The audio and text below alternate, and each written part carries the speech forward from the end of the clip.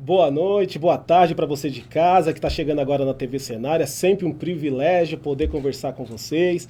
É um prazer, mais uma vez, poder bater um papo e, mais do que isso, apresentar para você tudo o que acontece aqui em Ferraz, na região, no Brasil e fora do Brasil também. Hoje é um dia muito importante, não só para Ferraz de Vasconcelos, mas com certeza para o Brasil.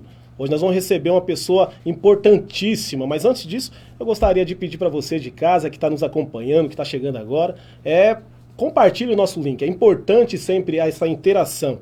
O programa Dialogando com Lideranças foi criado para poder ter essa interação entre você de casa e nós aqui. Então é importante você participar através do compartilhamento. Você que vai entrar hoje com certeza por conta do convidado, eu já quero pedir para você ir compartilhando e curtir a nossa página. Porque toda vez que você curte, chega notificação para você e, consequentemente, você fica sabendo de tudo que acontece, não só Ferraz, não só no Alto Tietê, não só no Brasil e fora do Brasil também.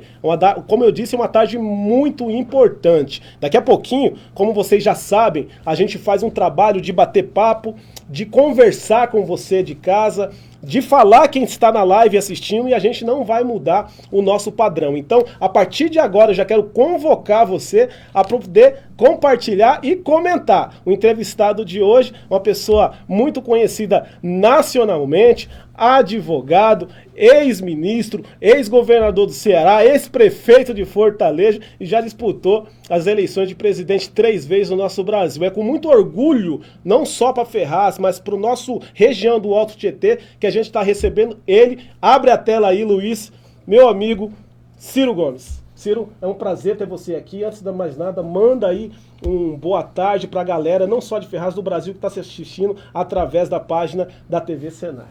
Muito prazer, Jairzinho, nosso amigo, nosso companheiro e uma pessoa que todo mundo acredita, confia e admira aqui em Ferraz. Eu tenho muito prazer em finalmente ter podido atender o seu convite de vir na TV Cenário. Sei que estou falando para Ferraz de Vasconcelos, mas para o Alto Tietê. E como é uma web TV muito acreditada, daqui para o mundo. E de fato, eu tenho muito prazer em estar aqui. Estou acompanhado do presidente Carlos Lupe, do Partido Democrático Trabalhista. Estou acompanhado com o nosso Orozco, estou acompanhado com o Antônio Neto. Enfim, toda uma turma. E o meu amigo de sempre, que eu quero ver prefeito dessa cidade, que é o nosso Ismael, que todo mundo prefere chamar de Obaminha. Isso aí, tá aqui. O nosso Obaminha. Enfim, eu só estou aproveitando aqui a primeira saudação aos que estão aqui para abraçar todo mundo que está nos ouvindo. Gente, é muito importante vocês saberem o que nós vamos fazer hoje, além de conversar sobre diversos temas. Então, eu quero falar para você uma sequência, até para você que quer mandar alguma pergunta, se preparar para os temas que nós vamos conversar hoje aqui. Eu já quero aproveitar também em avisar que está aqui comigo, me ajudando nos bastidores, ele que apresenta o Bom Dia Ferraz, que eu já quero convidar o Ciro Gomes a assistir toda manhã, das 9 às 10, aqui na TV Cenário, o Bom Dia Ferraz, que a gente fala sobre assuntos da cidade e da região do país também, Ciro. Então, das 9 às 10 da manhã, ao vivo, todos os dias, o Júnior, jornalista, e eu, nós apresentamos aqui. Ele é conhecido como Carranca, lá do Nordeste, e as pessoas amam ele de paixão. E também está me acompanhando aqui o doutor Wagner Marques, que está presente aqui, que no meio da conversa ele vai interromper algumas vezes para fazer algumas perguntas para o senhor. Com suas ordens. Você que está em casa, a gente vai falar hoje sobre alguns temas, tá? Nós vamos discutir a análise de conjuntura e o papel do PDT no cenário nacional. Nós vamos conversar bastante também sobre a política, né? Os temas impactantes aqui do nosso país. Nós vamos conversar com a educação, que é o tema base e principal papel do Wagner Marques, que está presente aqui. Nós vamos falar também sobre a economia, que é brincadeira falar de economia com o Ciro, mas nós vamos falar de uma economia que impacta diretamente a vida de vocês que estão em casa, principalmente do povo triste, sofredor aqui do Alto Tietê. Nós vamos falar do tema de segurança, que foi uma pauta muito discorrida também na campanha do Jair Bolsonaro, e principalmente, eu acho que até por conta disso, principal, o Jair Bolsonaro acabou agradando, né, os brasileiros, dizendo que ia mudar a segurança, que todo mundo ia ter a sensação de segurança, que a criminalidade ia acabar, e a gente vai falar sobre segurança, tem que falar sobre segurança, e não tem como a gente não falar das eleições aqui 2020 nos municípios, que é a base, né, o principal motivo do Ciro estar rodando o Alto Tietê, e claro, a gente vai falar sobre as eleições também de 2022. Então, fique à vontade você em casa, né, nós vamos começar a fazer a pergunta aqui daqui a pouquinho, no segundo bloco. O Júnior tá aí. Ô, Júnior, dá uma boa noite para o pessoal de casa, Júnior. Boa noite a todos vocês. Estou muito feliz de estar vendo Ciro Gomes de perto. Tinha visto ele em Juazeiro do Norte, lá no Ceará, a meia légua de distância. E eu queria avisar que mais de 512 ao vivo, pico de audiência aqui com Jairzinho Ambrósio e Ciro Gomes. Parabéns. Aproveitar e pedir pro doutor Wagner Marques já dar uma boa noite pra galera de casa, doutor. Boa noite, Jair, todos do Grupo Cenário, boa noite, Ciro, a todos presentes. Uma oportunidade única para a região do Alto Tietê, para a Ferraz de Vasconcelos, especial para o Ismael Albaminha, que oportunizou este momento. Muito obrigado, Ciro, que seja um debate muito frutífero. Tá certo, vamos lá para a primeira pergunta da redação. Como eu disse, daqui a pouquinho, no segundo bloco, as perguntas de você de casa. Cirão, vamos lá. Nas últimas décadas, né, assistimos ao avanço da extrema-direita configurada em diversos projetos políticos. Alguns com sucesso de fato, como o caso do Brasil, né, Estados Unidos, e outro em processo de expansão. A questão é, o avanço da pauta pela diversidade, direitos humanos, tolerância, chegou ao seu limite? E mais do que isso, ainda há espaço para a expansão da extrema-direita crescer mais ainda do que está? E como que você avalia a disputa dessa narrativa entre esses dois pontos e a expressivo crescimento da extrema-direita no Brasil e no mundo? Veja, a gente precisa ajudar o povo a entender, para além dos rótulos, né? Porque hoje em dia o rótulo esconde muita coisa. O que é que significa esquerda e direita na história da humanidade? A direita é, vamos dizer, a ideologia do individualismo. Tem uma crença que é basicamente, porque não é um palavrão, tem uma crença de que o sucesso das pessoas depende exclusivamente do indivíduo. Traduzindo de forma resumida. A esquerda também tem muita corrupção nisso, mas a esquerda basicamente considera de que o individualismo, o egoísmo, não produzem a felicidade humana. E que é preciso que a coletividade apoie os indivíduos. A partir disso, muita manipulação é feita. Esses termos vêm da Revolução Francesa. Os que eram mais progressistas, mais solidários aos pobres, sentavam-se do lado esquerdo do parlamento, e os que eram mais agressivos, mais individualistas, na velha França, sentavam-se à direita. Eram os jacobinos e os girondinos. Eu estou recuperando isso porque tem muita corrupção nesses assuntos, muita manipulação. Então veja, o que está acontecendo no Brasil? No Brasil, o Estado brasileiro colapsou. Então nós estamos inteirando em 2019 a pior década da história. A pior década. Né? São números gelados.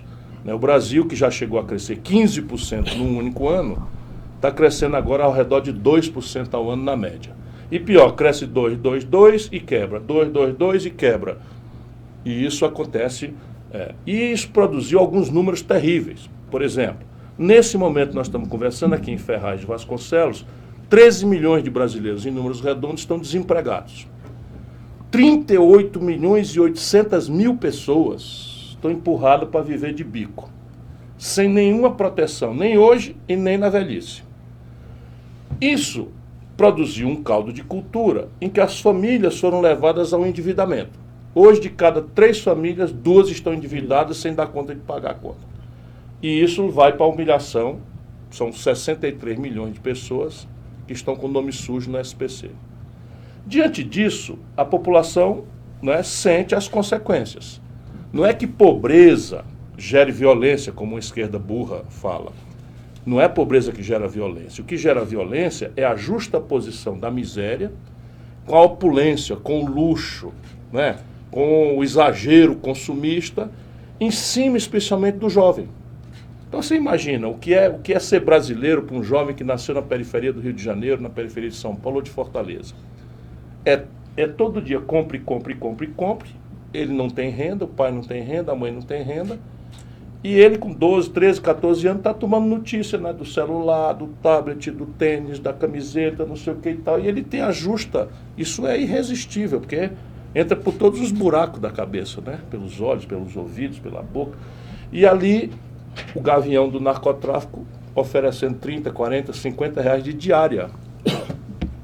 Esse cenário produziu o caldo de cultura da direita. Qual é? O medo. Então a desconfiança do futuro, o medo do futuro, a não confiança no sistema. Quer dizer, o que é que o cidadão brasileiro espera da política? Para ele, hoje, o bom exemplo está esquecido. Ele só vê na política a mentira na véspera da eleição, o privilégio, a corrupção, a ladroeira. Ou seja, é a mentira e o privilégio, é a ladroeira, a mentira, o privilégio, é a ladroeira. Isso produzia esse caldo de cultura no mundo e no Brasil, porque, de um outro lado, a velha esquerda fracassou. Né? Aqui, no caso brasileiro, eu tenho o hábito de falar com franqueza para as pessoas.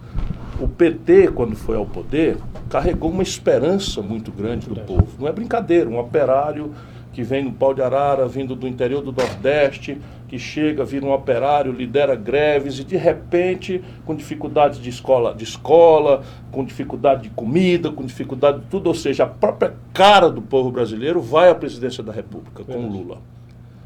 E muitas coisas aconteceram, não é? Muitas coisas, o salário mínimo melhorou, o crédito explodiu, a Bolsa Família criou uma rede de proteção social naqueles lugares mais pobres, e a população, isso tudo fez com que 40 milhões de pessoas subissem na sociedade, saíssem da miséria de não poder comprar nada, para poder entrar num crediáriozinho, comprar um forno de micro-ondas, uma geladeira, etc. E essas pessoas imaginaram que aquilo era uma rampa, que eles saíram, vou falar aqui como o povo fala, saiu da merda, melhorou um pouco, e que o filho dele ia melhorar. O próprio PT colheu o preço de não ter uma estratégia, porque subiu o salário mínimo, não se sustentou, o salário mínimo já esfriou de novo. Porque o salário mínimo era $76 a poder de compra, a gente compara com o dólar, que é a moeda que não muda muito de valor. Então era $76 a poder de compra, com o Lula foi a 320, já com a Dilma cai para 200 e tanto. As pessoas sentiram que foram roubadas. O crédito, que é como um porre, né? Na hora do porre você sente a euforia da bebida, mas depois vem a hora amarga de pagar. E aí as pessoas perderam o emprego, perderam a renda. É com isso que elas se endividaram. Entraram no SPC. Então entraram no endividamento absolutamente explosivo.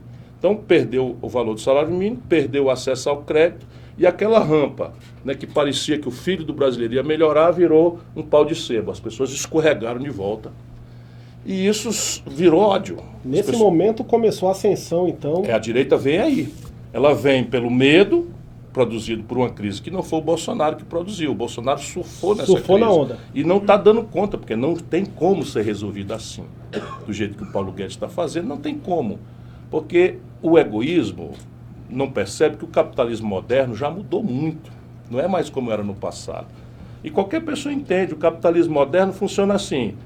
O consumidor, não é? Que é a chave de tudo. Então, se o camarada, a família pode comprar, o comércio vende.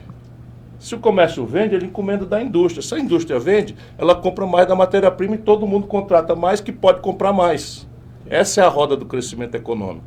No caso do Brasil, renda, emprego e crédito estrondulado, não há a menor chance, nós não temos consumidor capaz de consumir. Então o comércio está quebrando e a indústria está quebrando e eles estão botando a mão em cima para quebrar mais ainda. Doutor, alguma colocação? Eu tenho sim, Ciro.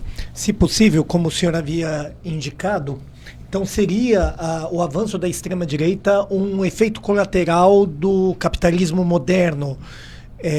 Esse cenário é muito próximo do que vem ocorrendo em alguns países, tanto nos Estados Unidos, em Israel, com Benjamin Netanyahu, a questão da Inglaterra, com o Brexit, a queda da Theresa May, consequentemente a atuação do Boris Johnson. Essas forças da extrema-direita desenhadas em vários cenários, ora na Europa, na América Latina, em outros continentes também. Qual seria um antídoto para que esse movimento ele tivesse a sua força diminuta? No caso do Brasil, eu tenho escrito sobre isso, tenho falado sobre isso. A gente precisa entender a crise e atuar em cada um das suas camadas. A primeira camada, que é essa que vem de fora, né, é uma crise da democracia representativa. A solução brasileira está em chamar o povo para vir diretamente discutir seu destino. Então, ao invés de uma democracia representativa, que eu voto hoje, já muito desconfiado, e elejo um parlamento, e no dia seguinte o parlamento, por imensa maioria, vai lá e faz tudo o contrário do que me prometeu, Isso é um vício da democracia representativa. Nós precisamos aperfeiçoar isso no mundo inteiro, sendo que o Brasil tem uma larga estrada por percorrer, o que mais não tem é a Inglaterra, onde você tem já um exercício de cidadania bastante qualificado, em que o problema lá é a estagnação econômica acossada por uma migração de massa, rivalizando com os costumes religiosos, os costumes de consumo, os serviços públicos e aviltando o preço do trabalho. Não é o problema do Brasil. Então, o problema do Brasil é que você tem essa democracia elitista e que você tem, por exemplo, 52 de cada 100 brasileiros são mulheres. No parlamento só são 16 de cada 100. Então, você tem um erro aí, que é um erro que nós podemos consertar diretamente, votando melhor. Está sempre disponível, nós temos um calendário eleitoral preservado. Mas eu proponho mais, é que a gente introduza nas grandes questões, chamar o povo diretamente para votar. Porque você tem um problema na Previdência Social, isso não pode ser votado por lobista de banco. Porque você tem 50 formas de organizar a Previdência Social. 50, 100, 200 formas de resolver. Eles empurraram goela abaixo uma que simplesmente extinguiu a aposentadoria do pobre, sendo que não tem um deputado só que tenha ter sido eleito que não tenha voto do pobre. Então é uma incongruência. E o Brasil tem como resolver. A segunda camada da nossa crise é o colapso da Constituição de 88. Essa Constituição, a minha geração, do Lupe, que é mais novo do que eu, né? Vou fazer homenagem aqui ao meu presidente, mas é a mesma geração do Antônio Neto, nós adoramos essa Constituição, nós comemoramos como uma grande vitória, nós somos entusiastas defensores dessa promessa de um estado de bem-estar social, que é uma promessa de uma Constituição que promete que o salário mínimo vai ser digno, uma Constituição que promete que a saúde pública tem que ser de graça para todo mundo, em qualquer nível de complexidade, porque a gente vem de uma geração em que o Brasil não tinha esses direitos. Só que a nova geração sabe que tudo isso virou uma grande mentira. O salário mínimo brasileiro que está escrito na Constituição há muitos anos não é pago ao povo brasileiro. O SUS, que é uma generosa promessa que nós temos que preservar, virou um inferno para a vida da mãe de família que está com um filho doente, né? Agora está todo mundo aí com o coração espetado do medo, lá se vê uma praga internacional, que é esse coronavírus, e fica todo mundo apavorado, saber como é que vai ser nesses hospitais, tudo, porque a televisão não mostra o claro que funciona, só mostra o hospital que está lotado, aquela sala de emergência, de entrada da porta de emergência, aquelas camas de hospital e tal. Então é preciso reconstitucionalizar o Brasil. Né? E nisso, o PT e o PSDB são identificados como os dois grandes fraudadores, porque eles operaram solitariamente o poder. Por isso que nunca mais o PSDB ganhou a eleição nacional e será muito improvável que o PT, na próxima geração, também ganhe uma eleição no Brasil, porque a população não é boba. E a terceira camada da crise é aquela que eu já mencionei. Nós precisamos oferecer ao Brasil um projeto nacional de desenvolvimento que tenha compromisso com o trabalho, com o emprego, com a produção, porque esse negócio de mandar o povo correr do Rapa, não é? 38.800.000 pessoas vão viver de Uber, de Rappi, de coisas, isso numa nação de 206 milhões de habitantes, isso não existe. E o Brasil há muitos anos descomprometeu-se com isso, porque o que bota a gente para frente não é migalha, mesmo que seja generosa, porque quem sabe como eu, a dor, né, de faltar comida na mesa, sabe que é importante a Bolsa Família e tal, mas o que bota uma nação para frente é o trabalho decentemente remunerado. Esse é o que bota. Pessoal de casa, eu quero já agradecer a grande audiência, eu já sabia que a gente ia superar. Chama aí na minha rede. Aí. Chama na rede lá, como que é o nome dele? Vicente. Ô Vicente, nos ajuda aí, Vicente. Tá tudo certo? Gente, ó, quero agradecer a audiência aí que tá bombando. Quero mandar, como sempre, aqui no Dialogando com Lideranças, eu costumo citar alguns nomes das pessoas que estão assistindo e já vou logo pro Júnior para perguntar como tá as perguntas aí. Daqui a pouquinho a gente vai fazer pergunta de você que tá em casa, tá bom? Esse bate-papo, como eu disse, a gente vai discutir muito no âmbito nacional, né?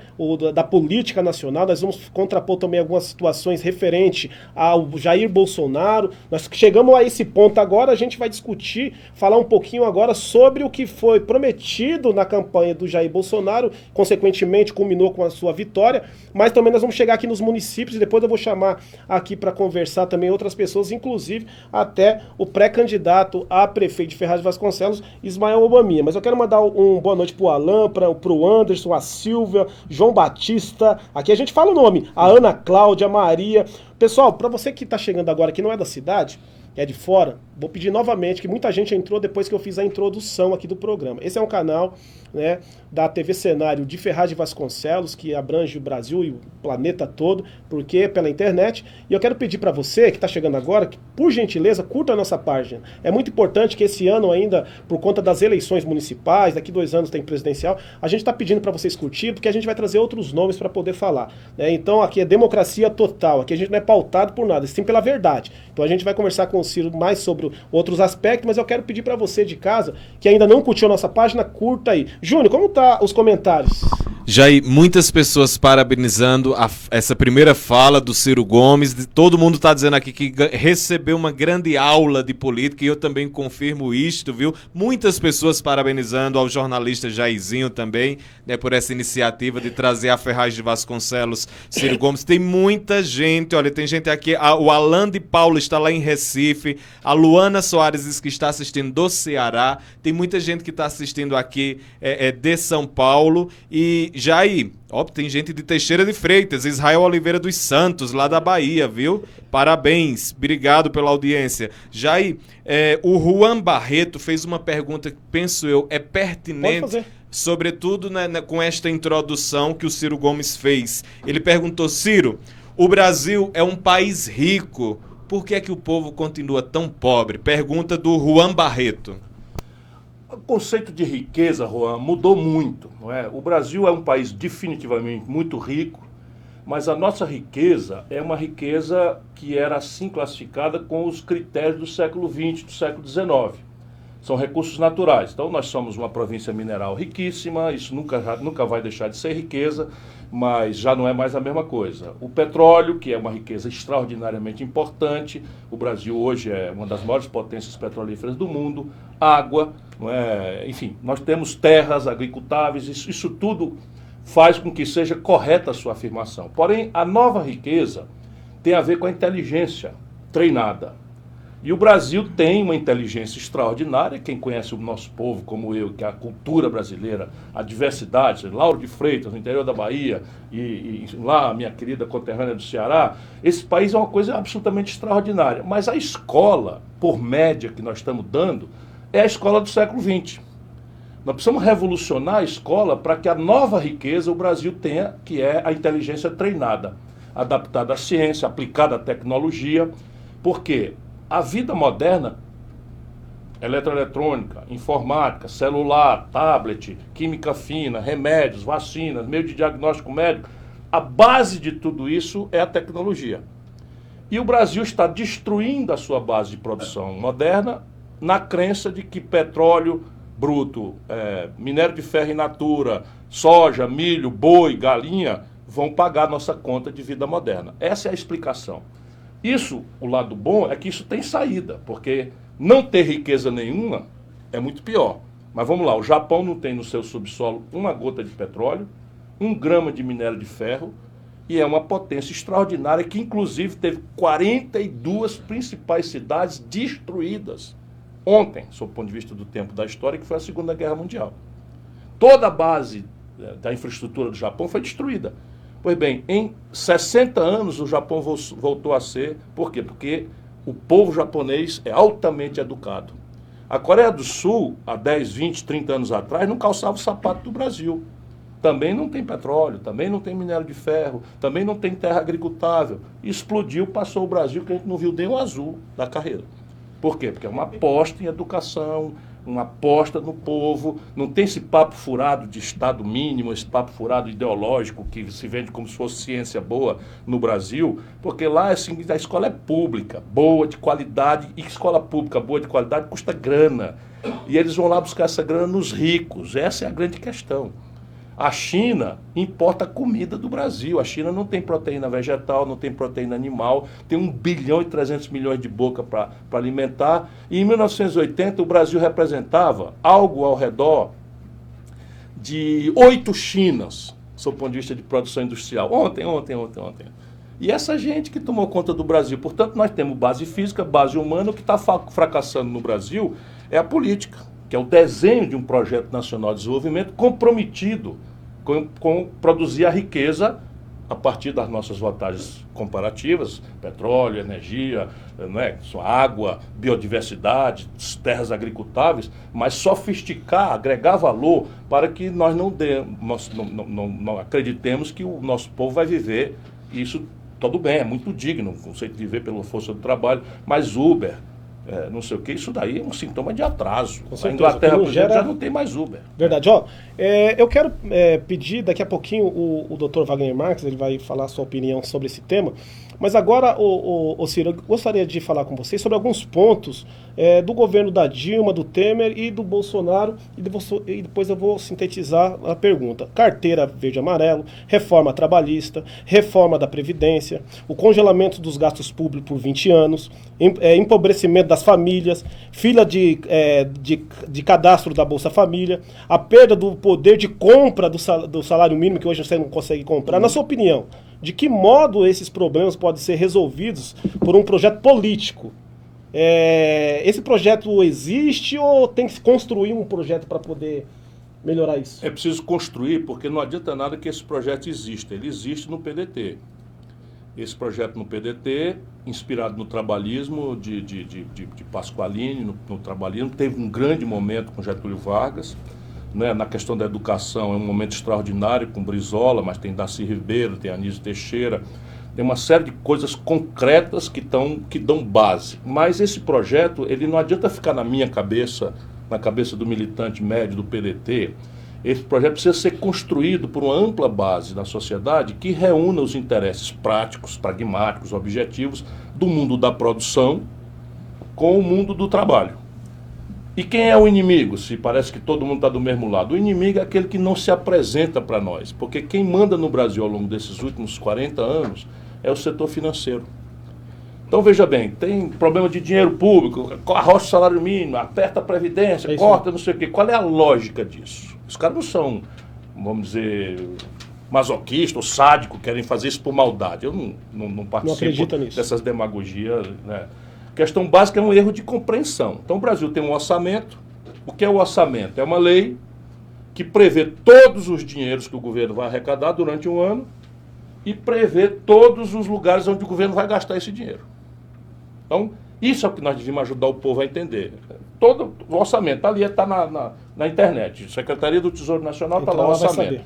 Então, bora lá. Onde é que está a coisa pegando? O Brasil, de cada R$100 de riqueza que o nosso povo produz, R$32,50 são recolhidos como imposto. Vamos olhar isso daqui, que é por onde entra o dinheiro, para a gente ver consertar. Uma cidadã que sai diarista de casa aqui em Ferraz de Vasconcelos, no Alto Tietê, e que está falando com a patroa no telefone, ela paga 40% de imposto no preço do pré-pago dela. E nem sabe. O cidadão chegou em casa esfolado, desempregado, humilhado, não tem vaga, entra em casa, acende a luz, liga a televisão, que está com a prestação da Casa Bahia atrasada e tal, para ver notícia ruim. 40% do que ele está pagando da energiazinha da casinha dele, da periferia de São Paulo, em qualquer lugar, imposto, ele não sabe. Aí no Brasil, as grandes heranças não pagam puto. Aliás, para não dizer que não pagam pouco, pagam 4%. As grandes fortunas e os lucros e dividendos das grandes corporações, só no Brasil ninguém paga. Estou te dizendo aqui. Então dá para você fazer o quê? Tirar imposto do pobre e da classe média e aumentar o imposto do rico. Deixando a conta aqui mais ou menos nesse pano que não dá mais para aumentar. Certo. Isso está tudo escrito no programa do PDT. Para quê? Para dizer de onde vem o dinheiro. Porque o resto é mentira. Se o Bolsonaro, vou fazer a educação acontecer, vou fazer a segurança acontecer, o problema é a corrupção, tá aí. O Brasil com o pior investimento da história, um rombo nas contas internas de 95 bilhões, ele queimando o patrimônio todo, vendendo tudo, e o Brasil arruinado. O pior investimento da história do Brasil foi no ano dele. Porque o pior da história era o da Dilma. Doutor? Mas deixa eu terminar aqui. Então, quando você olha o gasto, aí o gasto é assim, de cada R$100 que o governo gasta, se a gente perguntar ao teu telespectador, ele vai dizer, você devia gastar onde? Ele vai dizer, segurança, saúde, educação. Pois bem, 51 de cada R$100 é juro para banco. Juro para banco. 51 de cada R$100 no orçamento. Só que o governo não está pagando, porque a conta está deficitária, desequilibrada. Então essa dívida está aumentando. Isso vai virar 52, 53, 54. Aí o que é que eles fazem? Em vez de acabar a mamata do juro alto, eles estão apertando os outros gastos. Quais são os outros gastos? Só são 3 importantes. Porque segurança há muito tempo o governo não faz a aplicação devida. A gente vai falar de segurança. Previdência social, eles acabaram com a previdência do trabalhador. Porque pode anotar, agora passou, nós brigamos, subi a periferia, conversei, fiz o diabo, mas você não conhece um trabalhador brasileiro que tenha 65 anos de idade e que tenha 40 anos contínuo de trabalho com essa idade. Isso não existe. Porque nos dados oficiais, e a gente sabe como é a vida.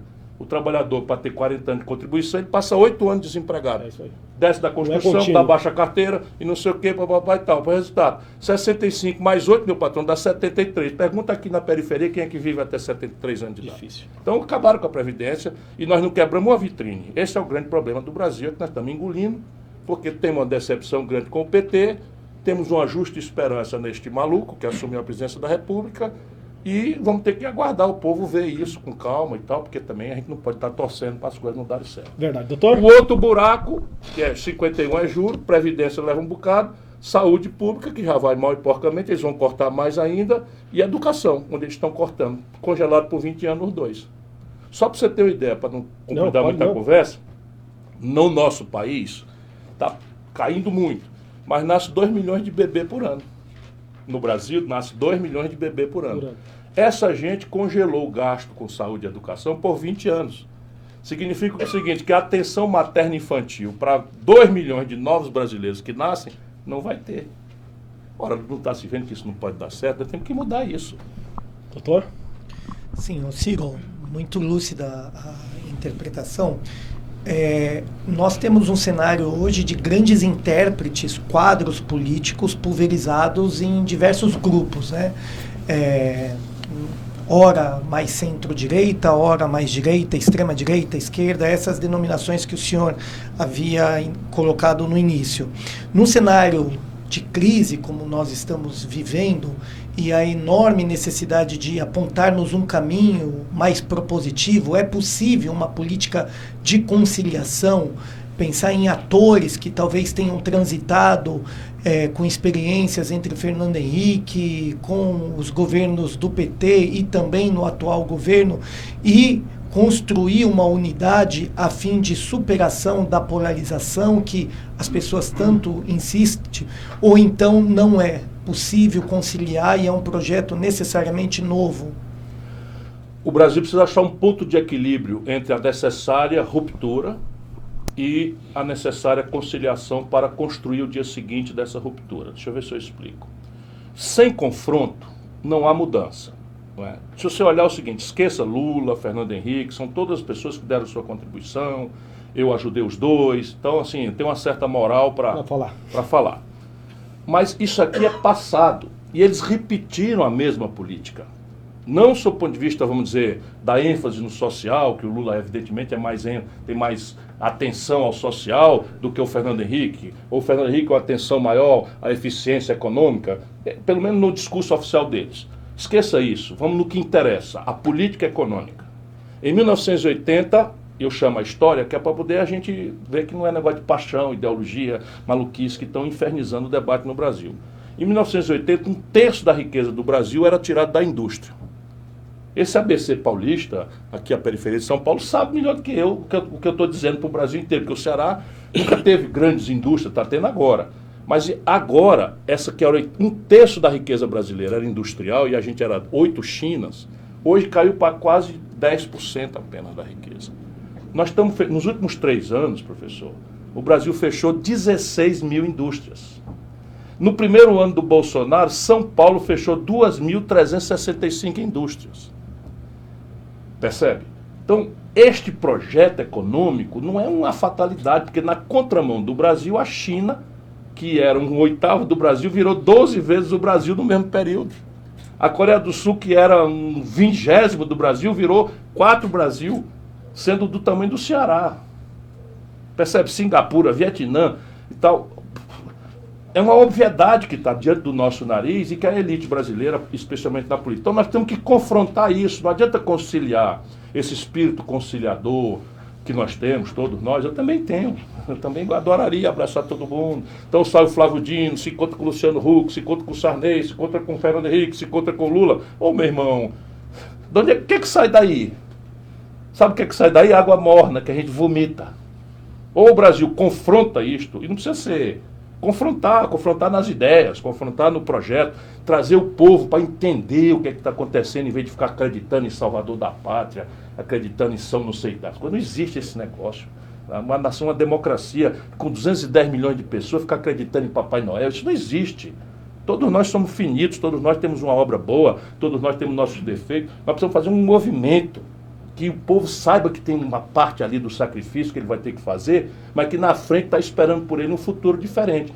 E aí tem que dizer como é. Vamos lá, vou propor aqui, concretamente. Quer acabar com um buraco na conta do governo? Vamos acabar ligeirinho aqui.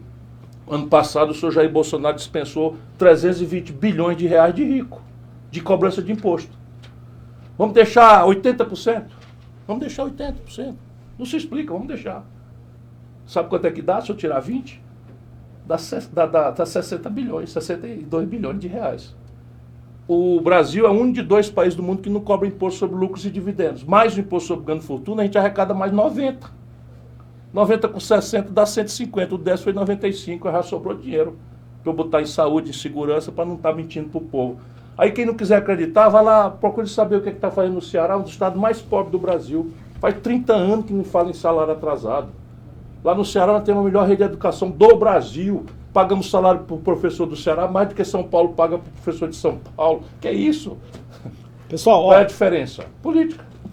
Deixa eu usar do bom senso e também da contrapartida de uma pessoa que, por sinal, gosta muito do Ciro. Ele que começou, que acreditou, eu falei que ia falar isso no ar, ele não acreditou. Quando nós começamos com o Bom Dia Ferraz, ele foi um dos primeiros a seguir a nossa página e compartilhar. Ele falou, Jair, será que você consegue fazer uma pergunta para o Ciro ao vivo no seu programa, que eu tenho certeza que vai bombar? Eu falei, com certeza, meu irmão. Coloquei aqui e vou fazer. Kleber, né, eu gostaria que você mandasse um bom dia para o Kleber Araújo, está nos assistindo. Forte abraço, Kleber Araújo, obrigado por tudo. E ele mandou assim a pergunta, vou fazer uma pergunta para o senhor agora. Com a polarização na vitória do partido, se porventura o PDT vir a ganhar, qual a chance, né, e a possibilidade de ser revistas as desastrosas reformas do atual governo? Ele disse que foi feito várias reformas, o Bolsonaro assumiu, mudou muitas regras. Qual que é a possibilidade, que eu sei que é lei, o PDT ganhar as eleições e tentar mudar o que está aí?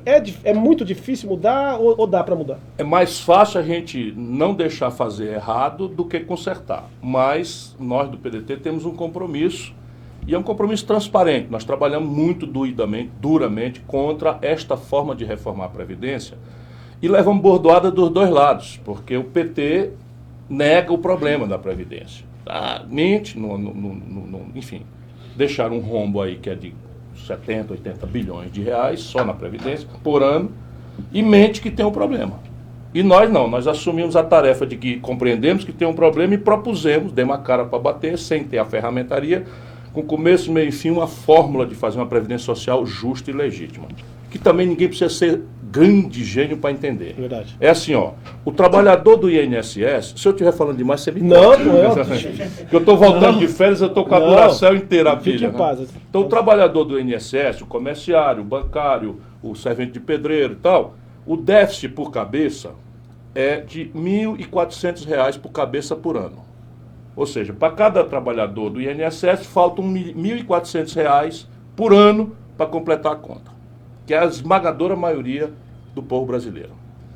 Os servidor público do judiciário e do legislativo, o déficit é R$ 26 mil por trabalhador por ano.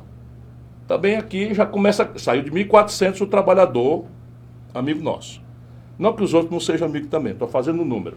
Então o trabalhador do executivo e do legislativo, o buraco é de R$ 26 mil por cabeça por ano.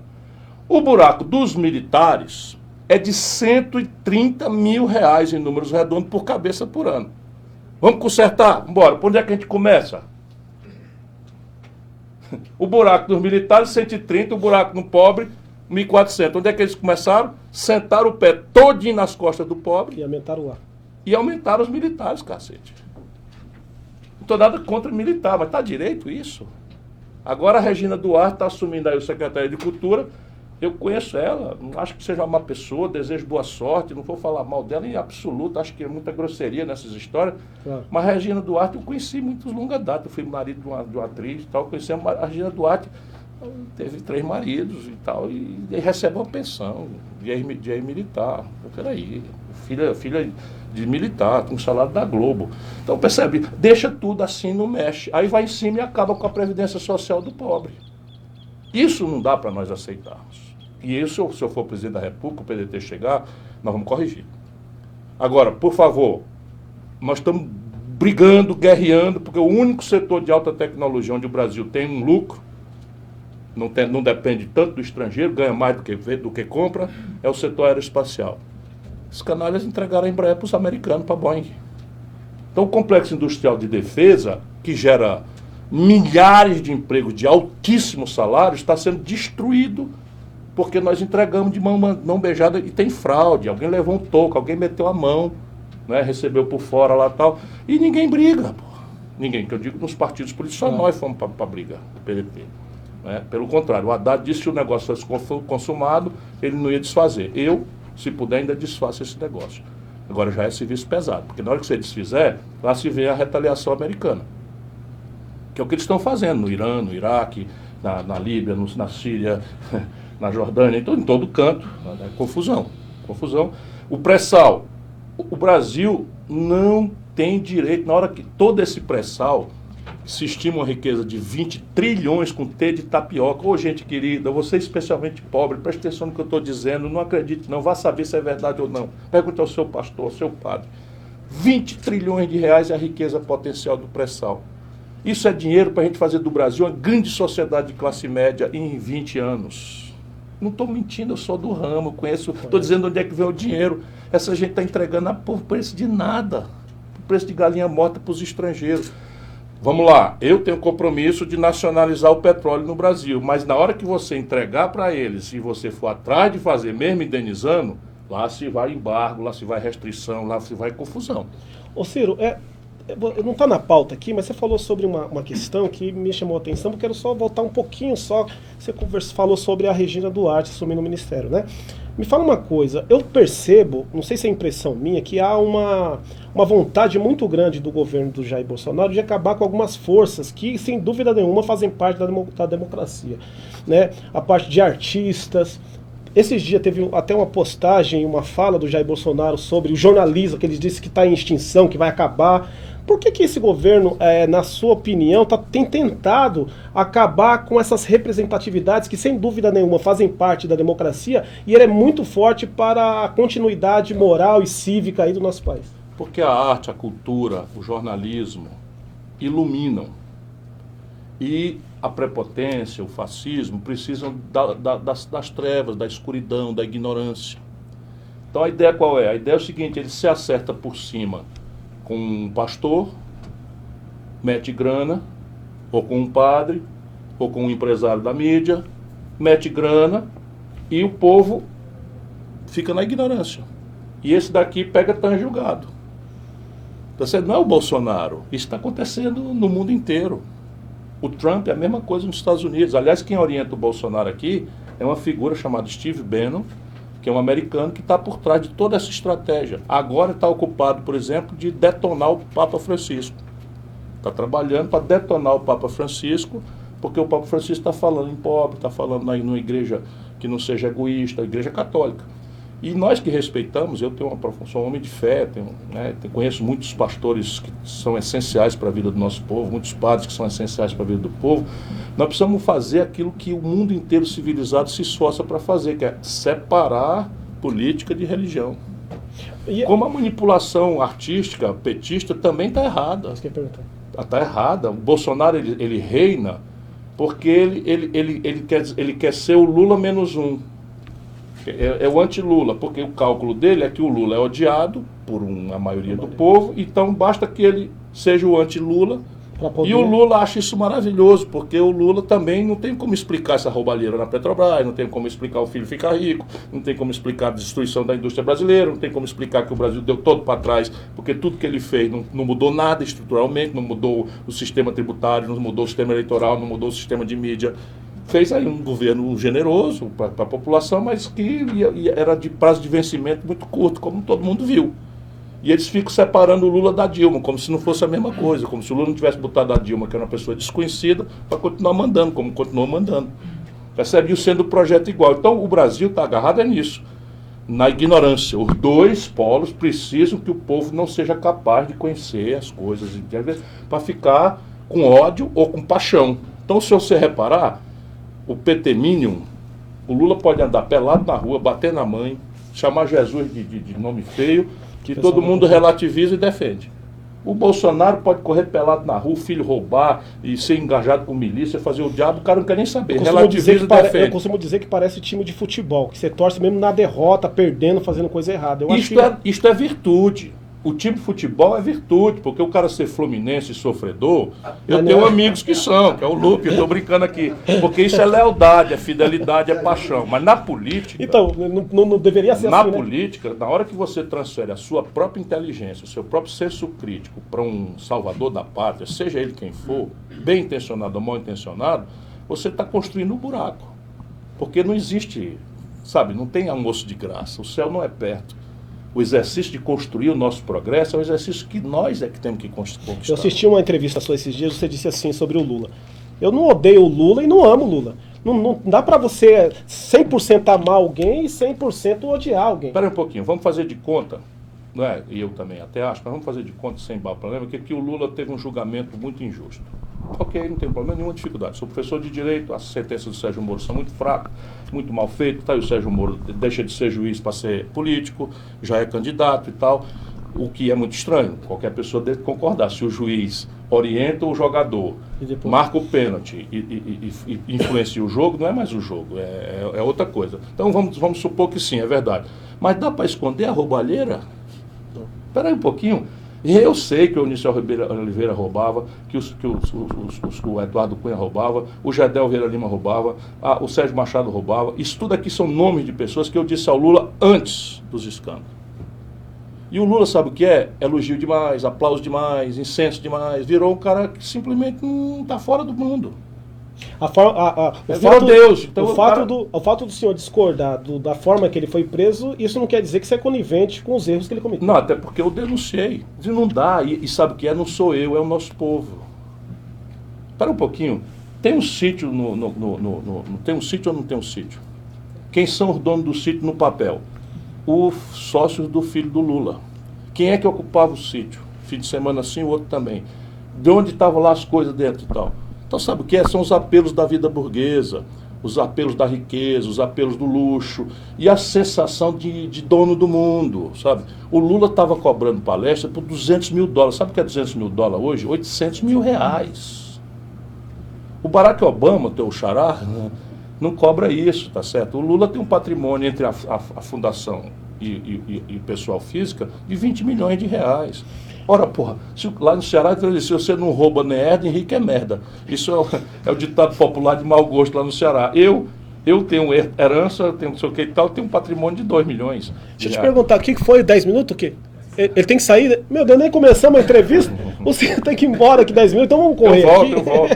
Você volta? Volto. Ó, Jair, sem querer... fazer pergunta de casa. Nossa, como que passa rápido? Meu Deus do céu. Eu não tô de verdade, eu não tô nas metades. Eu comecei a fazer a introdução da entrevista agora, Júnior. Mas sem querer atrapalhar, o Luciano Lacier está assistindo de Nova York, está agradecendo a TV Cenário por estar vendo o Ciro Gomes lá de Nova York. Frio lerdo, aqui tá um calor da festa. Então, menino. Ó, então vou fazer o seguinte, ó, eu deixei separado um vídeo, na realidade foram 2, mas na hora que passar o primeiro vídeo, que tem como título, introdução, é assim, ele não manda representante, né? Ele vem Ele vem pessoalmente. Isso é verdade, que muita gente, quando eu falei que o Ciro viria, tive umas 500 pessoas que mandaram mensagem, será se ele vem? Então, assista esse vídeo, e aí na hora que estiver passando o vídeo, eu quero pedir pro Ismael Obaminha, pré-candidato, vir aqui a prefeito, e também depois trocar para o Júnior Orozco, o presidente Lupe também. Depois a gente vai finalizar assim, coisa rápida. Pode ser? Coisa de 10 minutos? Ó, ele não manda representante, ele vem pessoalmente. Solta aí, Luiz. Te mandei o vídeo. Claro que eu te mandei o vídeo. Você não colocou na pauta o vídeo? Não mata a gente do brincadeira. coração, Cadê o não, Natan? Luiz. Cadê o Natan? Você não passou o vídeo pra ele? Chama o Obaminha enquanto Então já senta aqui. Senta aqui. Nossa, passei o vídeo pra vocês no WhatsApp, vocês esqueceram. Pode Já passar entra na aqui. frente da câmera. Pode passar na frente da Com essa câmera. elegância toda, não faz mal. Já enquanto o Obaminha tá chegando aí perto do Ciro Gomes, o Cláudio Luiz, ele disse, além de político, falando sobre o Ciro Gomes, além de político, um excelente professor também, parabéns, né? E o deixa eu pegar aqui, eu peguei uma pessoa, Valmir Bernardo disse que o Ceará hoje é referência nacional da educação e agradece, dentre outras pessoas, ao Ciro Gomes. Olha, eu tinha reservado um vídeo tão bonito, pedi pra eles baixarem do Ciro, do ano passado, das caminhadas. Prestação de contas. Nossa, que coisa linda aquilo lá, mas eu vou pôr depois do programa, eu vou colocar aqui. Por que eu chamei Ismael Obaminha? O Ciro tem que correr, já tô mudando bastante a pauta, porque ele tá circulando aqui o Alto Tietê, só pra quem você não sabe, só em Ferraz de Vasconcelos, o Ciro teve mais de 12 mil votos aqui, então ele tá representando Vendo Ferraz, e teve um nome que conseguiu trazer, quando ele veio falar comigo, eu quase dou um troço, foi o Ismael Obaminha, pré-candidato a prefeito de Ferraz aqui pelo PDT. E eu quero fazer uma pergunta direta. Ciro, o PDT, estou vendo que você está fazendo várias reuniões em vários municípios aqui do Alto Tietê, inclusive Ferraz de Vasconcelos. Se fosse para você mandar uma mensagem para quem está em casa, referente às eleições desse ano, que nós temos eleições para prefeito e vereadores da cidade, o que você falaria, em poucas palavras, para as pessoas que estão nos assistindo aqui do Alto Tietê? Veja, meu irmão, a política é a única saída por onde um pobre pode mostrar o poder que tem. Para isso, as elites egoístas querem que você ande disperso e não reconheça a sua própria força. Eu mal comparo com aquele número antigo do circo, do elefante, né? Que é poderoso e que, com o mero estalar de um chicote, levanta a patinha, bota a bola na tromba e tal. Por que ele faz aquilo? Porque não conhece a força que tem. E assim o povo brasileiro não conhece a força que tem, está disperso, bombardeado todo dia com a notícia infame da corrupção, da ladroeira e de tudo que não presta, etc, etc. Mas a solução para a política podre não é negar a política como eles querem, porque não existe vazio. Se você não ocupar, esse vazio vai ser ocupado por alguém. E hoje esse vazio que o povo desencantado, o jovem desencantado está deixando, está sendo ocupado pelo pior tipo de escória, pelo pior tipo de gente, pelos egoístas, pelos corruptos, por aqueles que não têm sentimento nacional. E nós vamos lutar no limite, mas nós não vamos lutar só porque queremos ser outros. Nós queremos nos distinguir por 3 coisas. E o Obaminha está na nossa escola de candidatos, ele representa um pouco, muito fortemente, no simbólico, aquilo que nós procuramos. Ideia, ou seja, nós conversamos aqui, eu cheguei até a ser chato, eu boto o número, digo de onde é que vem o dinheiro e tal, porque a gente não pode ficar mais nessa crença de que tu deixa que eu chuto, tira o fulano e vai para lá. Ideia. Depois, exemplo. O que adianta eu ter uma boa ideia se eu não dou exemplo? Por isso que eu falo, lá no Ceará, a educação pública é a melhor do Brasil. Se eu estiver mentindo aqui, eu não presto mais para nada. Então você vai ter na internet, vai olhar como é que pode. O estado pobre daquele está com um terço dos seus estudantes de ensino médio na escola de nível tempo integral, que é uma política do PDT, que é apostar na educação. E, além do exemplo, da ideia, militância. Tem que arregaçar a manga, tem que trabalhar. Por isso a minha prestação de conta mostrou, eu mesmo fiquei surpreendido. Eu rodei 173 mil quilômetros. Você conseguiu baixar, ô Luiz? Coloca aí que eu faço questão de vocês assistirem aí. Ó, ele não manda representante, ele vem pessoalmente.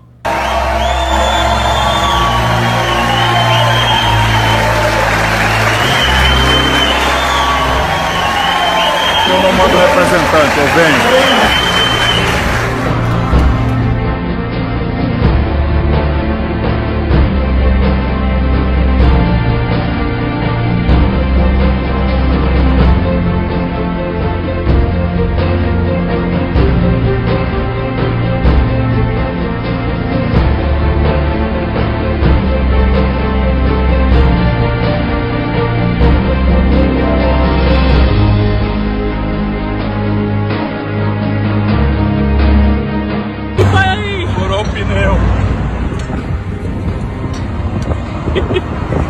fica moleza.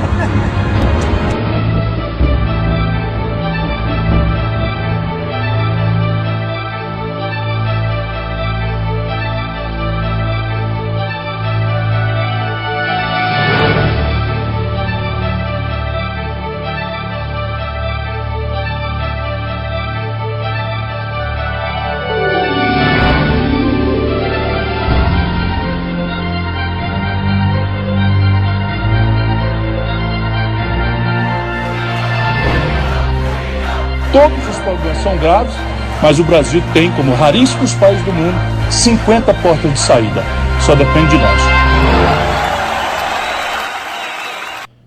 É isso que eu estava falando, militância. Eu procuro dar a minha contribuição, mas como eu lhe disse, meu caro Jairzinho, é uma tarefa de um movimento. Nós temos que... E esse movimento tem que ser embalado pelos jovens que têm os valores. O valor da decência, não da decência da goela para fora, que o Brasil está cheio disso. Né, o valor da solidariedade aos mais pobres, e vocês são filhos de um migrante lá da Arapiraca, da nossa querida Lagoas. Zé do Alho, ambulante. Estão crescendo pelo valor de vocês. Obrigado, né, e que podiam derivar para o egoísmo, né, que é muito justo, você sacrificou-se, muita gente está aí na autoajuda, agradece a Deus e fecha os olhos, os ouvidos para a dor do povo. Portanto, ter a solidariedade com o outro é o testemunho cristão, por excelência. Não adianta nada você ser cristão, ir para o templo, pagar o dízimo e não dar testemunho. Verdade. Agora eu quero falar com ele, Ismael Obaminha. Eu tenho propriedade para falar, é o irmão mais novo. É filho do Zé do Alho, que está aqui, a dona Maria, que veio acompanhar. Militante há muitos anos. Ele falou, rapaz novo, mas ele não é tão novo assim não, já é vô. Já é vô? Já é vô. 43 anos, dá uma olhada. Tá no... 43 anos, pai, mas ele vai falar um pouquinho. Mael, obrigado por ter trazido o Ciro aqui, convidado, ele ter aceito também. Eu já tinha feito outros convites, mas graças a Deus hoje ele está correndo, pessoal, porque ele vai para Itaquaquecetuba, tem um grande ato lá em Itaquaquecetuba também. Ismael, a palavra é com você. Primeiramente, boa noite a todos os telespectadores aí da TV Cenário. Eu, Jairzinho, vou ser curto aqui, até porque eu estou sempre aqui, inclusive na sexta-feira que vem, né? Tem um dialogando com você aqui. Comigo aqui. Você falou que eu trouxe aqui o Ciro, não foi só por minha culpa, não. Queria agradecer algumas pessoas que me ajudou nessa toada aí, que é o meu presidente da Nacional Lupe, né? Que quando eu fui lá visitá-la a primeira vez, ele me abraçou tão fortemente que eu fiquei até emocionado, que ele me abraçou tão forte e falou assim, Ismael, então quer dizer que você vai ser o prefeito lá de Ferraz? Você tem uma luz muito boa. Então eu fiquei gravado aqui na minha cabeça. Então eu queria agradecer ao presidente Lupe. Também agradecer ao Júnior Orozco, porque o Júnior Orozco foi o cara que teve nessa toada aí na última eleição com a gente, que é o que eu posso dizer que é um dos meus mentores políticos aqui da região, que é o coordenador da região do PDT. Queria agradecer também ao meu presidente, né, daqui da nossa cidade, ao nosso amigo e sempre camarada Paulo Sérgio. O Paulo Sérgio que está ali, o presidente. Queria agradecer também ao Neto, né? O Neto, eu caminhei com ele agora nessa última eleição, né, Neto? Obrigado, cara. Eu nem sabia, eu tomei um susto quando vi você, o presidente aqui da Nacional, que é um grande prazer. E Jairzinho, confesso a você que, normalmente, por ter sido secretário de Cultura 2 vezes, falo bastante com 30, 40 mil pessoas nos grandes shows da vida aí, mas confesso que eu nunca estive tão nervoso como estou hoje, viu, Ciro? Muito pela sua presença, com certeza, porque, Ciro, você é o reflexo daquilo que o povo brasileiro, assim como eu, filho de marreteiro, criado na pobreza, mas graças a Deus meu pai nunca me deixou faltar nada. Negro, que é difícil ainda ser negro, infelizmente, no nosso país, e hoje ser pré-candidato a prefeito por um partido que eu tenho muito orgulho. Então, Ciro, queria te agradecer mesmo, de verdade, e eu sei que é chovendo molhado falar que você aqui deu uma aula de política. E se Deus quiser, você vai voltar aqui outras vezes para caminhar comigo aí e andar mais aqui no nosso município. E obrigado, viu, Jair? Obrigado mesmo, viu, meu irmão? Porque meu irmão, quando ele fala que aqui é democrático mesmo, viu? Eu não venho aqui sempre também, não. Aqui todos têm seu direito. E estou muito feliz pela sua presença aqui, Ciro. Cara, e se Deus quiser, em 2022... nós retomaremos aqui o nosso Brasil no caminho do crescimento e nos trilhos do crescimento. Gente, infelizmente, né, eu sei que tem agenda, a gente tem que respeitar, porque se a gente respeitar, ele volta. Se eu segurar muito, ele acaba não voltando depois. Tinha uma pauta da educação, mas eu sei que em breve ele voltará e a gente vai conversar bastante. Na realidade, tinha várias outras questões, mas a gente respeita, porque tem gente esperando ele e a gente quer que você dê as considerações finais. Ciro. Antes, só interromper o Ciro antes. Antes disso, Mael, eu quero agradecer, eu falei, o Gustavinho da Salve Ferraz, que está aqui, meu irmão. Ele tem uma página gigante aqui. Ele veio aqui gratuitamente e compartilhou na página dele, uma das maiores páginas aqui do Alto Tietê. Obrigado, viu, Gustavo, por você ter vindo aqui. Valeu, e compartilhado na sua página. Eu disse aqui, eu não poderia esquecer, eu ia falar realmente do Gustavinho Dias, né, o nosso segundo vice-presidente do PDT, que é o nosso Cláudio Locosbil, conhecemos como Cláudio Locosbil, o Sérgio, que é o nosso secretário do jornal, que ele também tem um jornal chamado Argumento, o nosso presidente da Negritude, também aqui do PDT, que está lá fora, que não pôde entrar, que é o Kleber. O Kleber veio aqui, da pergunta, ela sai do serviço, vem pra cá. E aí... E eu queria também agradecer, não só a sua presença aqui em Ferraz de Vasconcelos, mas também já agradecer de antemão a presença aqui, daqui a pouco está indo para Itaquá. Agradecer o presidente lá, Sérgio da Júlio, que tem feito um trabalho extraordinário, não só em Itaquá, mas na região toda. E hoje, com certeza, essa galera aqui vai estar acompanhando vocês lá para Itaquaquecetuba. Obrigado. As considerações? Bom, Jair Ambrosio, meu querido Jairzinho, muito obrigado, né, pessoal da nossa TV, cenário. Eu quero agradecer a todos os que nos acompanharam, pedir desculpas porque falei demais, porque estou me entusiasmando quando eu tenho essas oportunidades de falar para a gente que eu quero bem. E você, irmão, irmã de Ferraz de Vasconcelos, não tome a decisão agora não, seja exigente, dê uma oportunidade, conheça todas as ideias, e nós do PDT vamos lhe apresentar alguém que é decente, que tem compromisso com o mais pobre, e que não vai chegar de paraquedas, ele vai chegar adestrado, compreendendo a geografia humana, a economia, a situação de infraestrutura, os serviços essenciais, para lhe oferecer uma boa proposta, se assim for a vontade dele, que nós queremos que seja. E eu, meu caro, o Ismael, que é o nosso Obaminha, eu venho aqui para distribuir um panfleto aí, porque um voto dado a você é um voto que vai construindo o caminho da mudança do Brasil. Obrigado. Tá certo. Gente, eu quero agradecer de novo, né, a audiência de vocês que seguraram até agora. Quero agradecer o Wagner Max, doutor. Quero agradecer o Júnior. Quero agradecer a minha família. E depois, primeiramente, né, a Deus por nos proporcionar mais um momento em poder discutir o nosso país, o nosso município. Tá bom? Por hoje, nós vamos ficando por aqui. Fique com Deus e até a próxima.